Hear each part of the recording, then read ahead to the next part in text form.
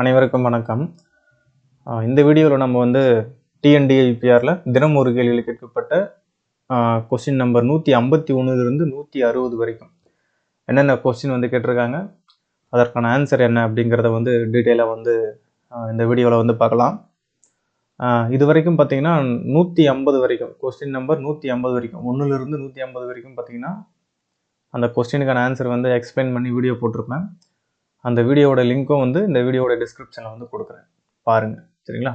சரி, right, okay.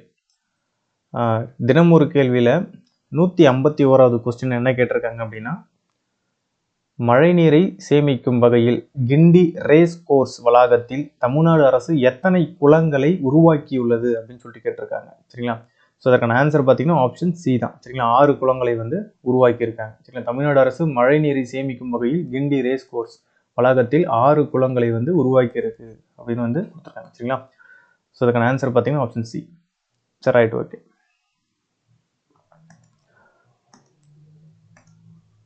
Question number 152 பாருங்க. இந்தியாவின் எலக்ட்ரானிக்ஸ் ஏற்றுமதியில் தமிழ்நாடு எத்தனை சதவீத பங்குடன் முதல் இடத்தில் வகிக்கிறது அப்படின்னு சொல்லிட்டு கேட்டிருக்காங்க. சரிங்களா? இந்த மின்னணு பொருட்கள் ஏற்றுமதியில பொறுத்த வரைக்கும் இந்தியாவிலேயே பார்த்தீங்கன்னா தமிழ்நாடு தான் பார்த்தீங்கன்னா அதிக அளவில் ஏற்றுமதி செய்கிறாங்க.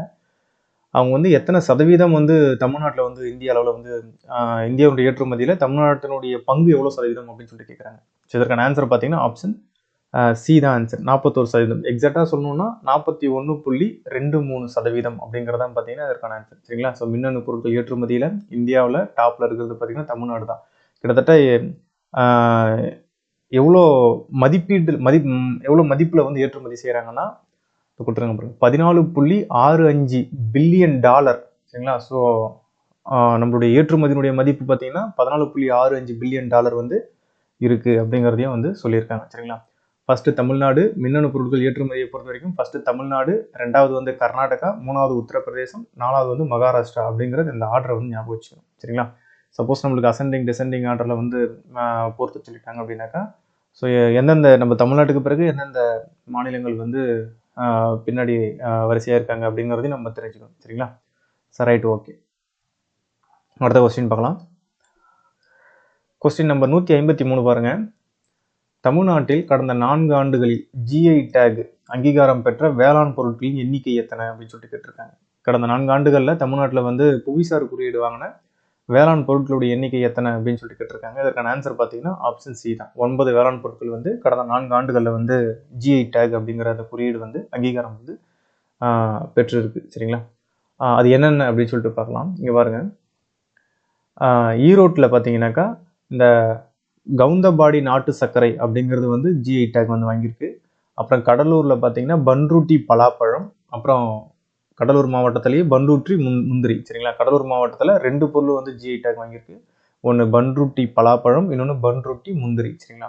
அடுத்தது பெரம்பலூரில் செட்டிக்குளம் சின்ன வெங்காயம் அப்படிங்கிறதும் புவிசார் குறியீடு பெற்றிருக்கு. அப்புறம் தஞ்சாவூர் மாவட்டத்தில் தூயமல்லி அரிசி புவிசார் குறியீடு பெற்றிருக்கு.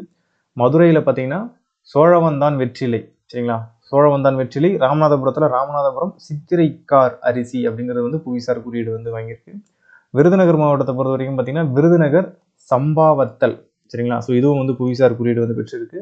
தென்காசி மாவட்டத்தில் புளியங்குடி எலும்பிச்சை அப்படிங்கிறது புவிசார் குறியீடு வாங்கியிருக்கு. ஸோ இப்போ மொத்தம் 9 பொருட்கள் பார்த்தீங்கன்னா இந்த வேளாண் பொருட்கள் பார்த்தீங்கன்னாக்கா கடந்த 4 வருஷத்தில் 4 ஆண்டுகளில் பார்த்தீங்கன்னா ஜிஐ டேக் அப்படிங்கிறது வாங்கியிருக்கு அப்படிங்கிறத நம்ம ஞாபகம் வச்சுக்கணும். சரி, ரைட், ஓகே. அடுத்த கொஸ்டின் பார்க்கலாம். தினம் ஒரு கேள்வியில் 154வது கொஸ்டின் பாருங்க. மதுரை மேலமடையில் மாண்புமிகு தமிழ்நாடு முதலமைச்சர் அவர்கள் திறந்து வைத்த மேம்பாலத்திற்கு சூட்டப்பட்ட பெயர் என்ன அப்படின்னு சொல்லிட்டு கேட்டிருக்காங்க. இதற்கான ஆன்சர் பார்த்தீங்கன்னா ஆப்ஷன் பி தான். சரிங்களா? வீரமங்கை வேலு நாச்சியார் மேம்பாலம் அப்படிங்கிறது. சரிங்களா? ஆக்சுவலாக பார்த்தீங்கன்னா மதுரை டு சிவகங்கை சாலையில் பார்த்தீங்கன்னாக்கா இந்த மேலமடை சந்திப்பு அப்படிங்கிற பகுதியில் ஒரு மேம்பாலம் கட்டியிருப்பாங்க. இந்த 4 வழித்தடச்சாலை சந்திப்பு அப்படின்னு சொல்லக்கூடிய அந்த இடத்துல மொத்தம் 150 கோடி அப்படிங்கிற அந்த மதிப்பீட்டில் பார்த்தீங்கன்னா இந்த மேம்பாலம் கட்டியிருக்காங்க. ஸோ இந்த மேம்பாலத்துக்கு வீரமங்கை வேலு நாச்சியார் மேம்பாலம் அப்படின்னு சொல்லிட்டு என்ன பண்ணியிருப்பாங்கன்னா பெயர் சூட்டி பொதுமக்களுடைய பயன்பாட்டுக்காக என்ன பண்ணியிருப்பாரு, நம்மளுடைய தமிழ்நாட்டினுடைய முதலமைச்சராக இருக்கக்கூடிய மு க ஸ்டாலின் அவர்கள் திறந்து வச்சிருப்பார். சரிங்களா? சரி, ரைட், ஓகே. அடுத்த கொஸ்டின் பார்க்கலாம். தினம் ஒரு கேள்வியில் பாருங்க, 155வது கொஸ்டின். 12 நாடுகள் பங்கு பெறும் SDAT ஸ்குவாஷ் உலகக்கோப்பை போட்டி 2025 எந்த நகரில் நடைபெற உள்ளது அப்படின்னு சொல்லிட்டு கேட்டிருக்காங்க. இதற்கான ஆன்சர் பார்த்தீங்கன்னா ஆப்ஷன் ஏ தான், சென்னை தான். சரிங்களா, இந்த ஸ்குவாஷ் வேர்ல்டு கப் 2025 அப்படிங்கிறது சென்னையில் நடந்திருக்கும். எப்போன்னு பார்த்தீங்கன்னா டிசம்பர் 9 டிசம்பர் 14 வரைக்கும் சரிங்களா நடந்திருக்கும். சரிங்களா, ஆக்சுவலாக வந்து இந்த squash world cup 2025 title winner யாருன்னா இந்தியா தான். சரிங்களா, இதை ஞாபகம் வச்சுக்கோங்க, இந்தியா தான் டைட்டில் வின்னரு. ஆசிய நாடுகள்லேயே பார்த்தீங்கன்னா இந்தியா தான் வந்து முதல் முறையாக இந்த ஸ்குவாஷ் வேர்ல்டு கப் அந்த வேர்ல்டு கப் அப்படிங்கிறது வந்து இந்த டைட்டிலை வந்து வின் பண்ணியிருக்கு. சரிங்களா, ஞாபகம் வச்சுக்கோங்க அதையும். சார் ரைட், ஓகே, அடுத்த கொஸ்டின் பார்க்கலாம்.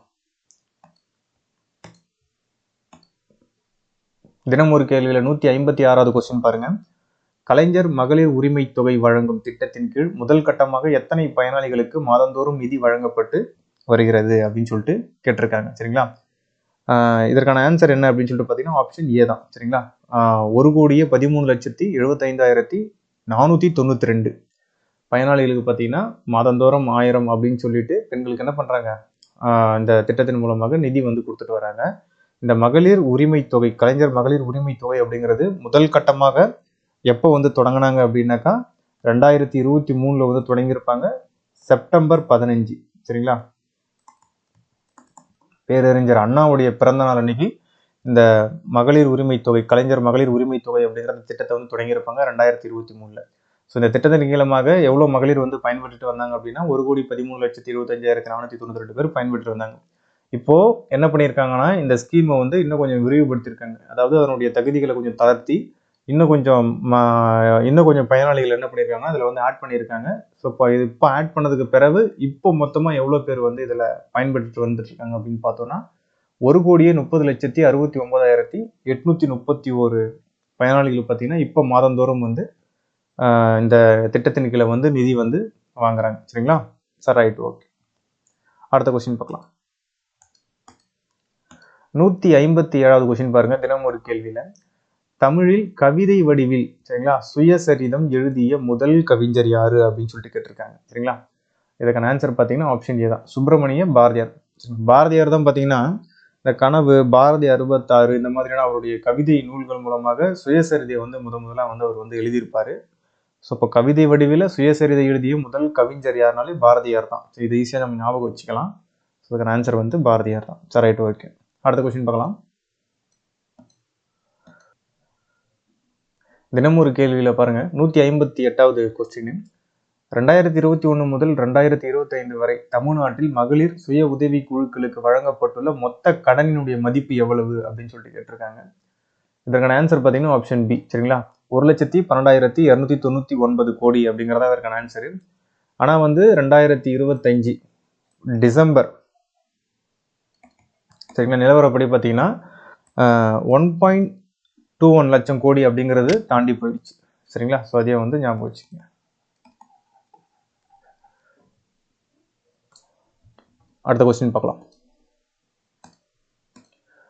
கொஸ்டின் நம்பர் பாருங்க 159 தினம் ஒரு கேள்வியில் இந்திய அளவில் தொழிற்சாலைகளில் பணிபுரியும் மொத்த மகளிரில் தமிழ்நாட்டைச் சேர்ந்த மகளிரின் பங்களிப்பு எவ்வளவு சதவீதம் அப்படின்னு சொல்லிட்டு கேட்டிருக்காங்க. சரிங்களா, ஸோ அப்போ இந்திய அளவில் தொழிற்சாலைகளில் பணிபுரியக்கூடிய இந்த மொத்த மகளிர்கள் பெண்களில் தமிழ்நாட்டில் வேலை பார்க்கக்கூடிய இந்த பெண்களுடைய சதவீதம் எவ்வளவு அப்படின்னு சொல்லிட்டு பார்த்தோம்னா இதுக்கான ஆன்சர் பார்த்தீங்கன்னா ஆப்ஷன் ஏ 41%. எக்ஸாக்டாக பார்த்தீங்கன்னா 41.4% அப்படிங்கிறதான் பார்த்தீங்கன்னா இதனுடைய ஆன்சர். சரிங்களா, Tamil Nadu leads the nation percentage of women employed in factories across India அப்படின்னு சொல்லிட்டு கொடுத்துருக்காங்க பாருங்க. சரிங்களா, தமிழ்நாடு தான் இருக்கிறதுலே ஹையஸ்ட் பர்சன்டேஜ் ஆஃப் உமன்ஸ் பார்த்தீங்கன்னா ஃபேக்ட்ரிஸில் வந்து ஒர்க் பண்ணிட்டு இருக்காங்க அப்படிங்கிறது தெரிய வருது.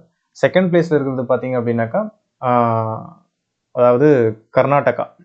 சரிங்களா, தேர்டு வந்து பார்த்தீங்கன்னா ஆந்திர பிரதேஷ். தமிழ்நாடு 41%. சரிங்களா, பெண்கள் வந்து தொழிற்சாலைகளில் பணிபுரிகிறாங்க. கர்நாடகாவில் ஒரு 15% பெண்கள் பணிபுரிகிறாங்க. ஆந்திர பிரதேசில் வந்து ஒரு 6.5% அப்படிங்கிற அளவில் வந்து பெண்கள் வந்து பணிபுரிகிறாங்க. மற்ற ஸ்டேட்ல எல்லாத்துலேயும் சேர்த்து ஒரு 36% அப்படிங்கிறது வந்து கொடுத்துருக்காங்க. சரிங்களா, சார் ரைட், ஓகே, அடுத்த கொஸ்டின் பார்க்கலாம்.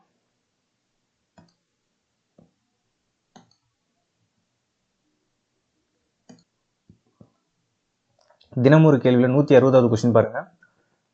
RBI தகவல்களின்படி 2024-25 நிதியாண்டில் 16% ஜிஎஸ்டிபி வளர்ச்சியுடன் இந்தியாவில் முதலிடத்தில் உள்ள மாநிலம் எது அப்படின்னு சொல்லிட்டு கேட்குறாங்க. சரிங்களா, மொத்த மாநில உள்நாட்டு உற்பத்தியில் 16% வளர்ச்சியோடு இந்தியாவிலேயே முதலிடத்தில் இருக்கக்கூடிய மாநிலம் பார்த்தீங்கன்னா தமிழ்நாடு. சரிங்களா, 2024-25 ஃபினான்ஷியல் இயரில். சரிங்களா, ஸோ மொத்த அந்த உள்நாட்டு உற்பத்தியில் தமிழ்நாடு வந்து முதலிடம். அதாவது ஆக்சுவலாக வந்து பார்த்தோம்னா அந்த ஜிஎஸ்டிபி தமிழ்நாட்டினுடைய அந்த மொத்த மாநில உள்நாட்டு உற்பத்தியினுடைய மொத்த மதிப்பு எவ்வளோனா 2024-25 31.19 லட்சம் கோடி.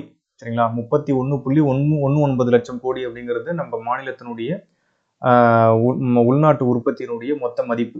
இதுவே 2022-23-24 பார்த்தீங்கன்னா 26.89 லட்சம் கோடி அப்படிங்கிறது இருந்திருக்கு. அதுல இருந்து 31.19 அப்படிங்கிற அளவுக்கு வந்து என்னது வளர்ச்சி வந்து நம்ம தமிழ்நாடு வந்து பார்த்தீங்கன்னா இந்த உற்பத்தியில் வந்து வளர்ச்சி கண்டிருக்கு அப்படிங்கிறத நம்ம தெரிஞ்சுக்கணும். சரிங்களா சார், ரைட், ஓகே.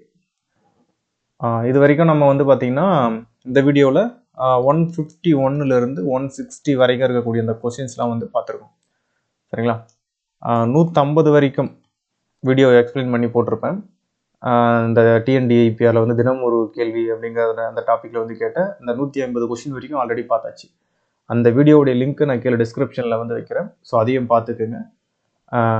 அடுத்தடுத்த வீடியோவில் வந்து நம்ம வந்து இருக்கிற பெண்டிங் கொஸ்டினை வந்து கம்ப்ளீட் பண்ணிடலாம். மொத்தம் இது வரைக்கும் 187 வந்து கொஸ்டின் வந்து போஸ்ட் பண்ணியிருக்காங்க. டிஎன்டிஐபிஆரில் தினம் ஒரு கேள்வி அப்படிங்கிற அந்த சீரியஸில் வந்து பார்த்தீங்கன்னா 187 கொஸ்டின் அட் ப்ரெசென்ட் இன்னைக்கு டேட் வரைக்கும் போஸ்ட் பண்ணியிருக்காங்க. நம்ம அடுத்தடுத்த இன்னும் 2 வீடியோவில் வந்து இதை வந்து கம்ப்ளீட் பண்ணிடலாம். சரிங்களா சார், ரைட், ஓகே. அடுத்த வீடியோவில் சந்திக்கலாம். நன்றி.